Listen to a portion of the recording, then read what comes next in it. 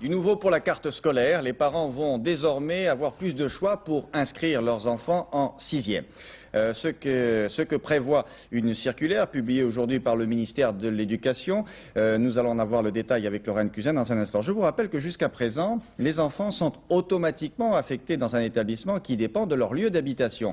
L'expérience conduite ces dernières années, qui est concluante d'ailleurs, dans 11 départements, va pouvoir s'étendre maintenant à 74 départements. Cela concerne 520 collèges et Paris s'y met également. Lorraine Cusin. Hervé, 11 ans, entre en 6e en septembre. Élève d'une école primaire du 20e à Paris, il pourra aller dans 3 collèges du quartier. Celui du secteur de son domicile ou 2 autres très voisins, mais auxquels il n'aurait pu accéder librement jusqu'alors.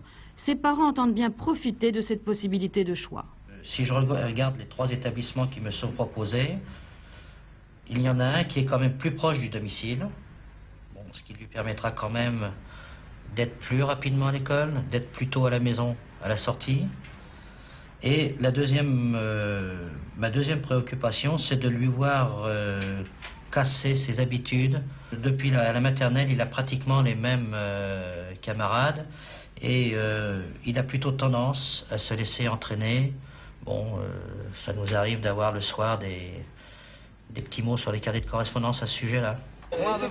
Dans ce quartier, comme pour la plupart des expériences, les parents pourront opter entre 2 à 5 établissements.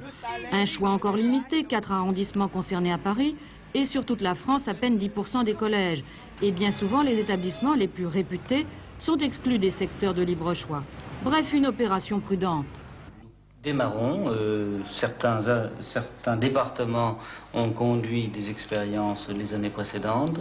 C'est la première fois que nous commençons à Paris. Notre but est bien de dire la vérité et n'est pas de laisser croire que un choix absolu va être possible.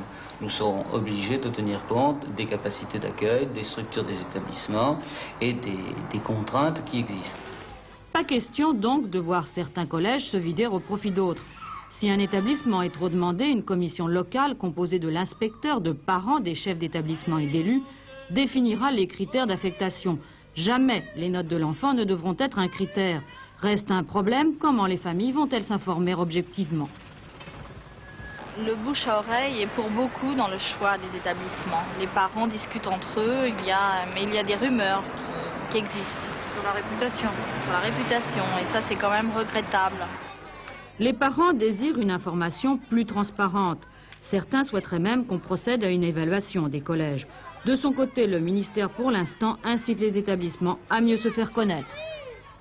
Là-haut.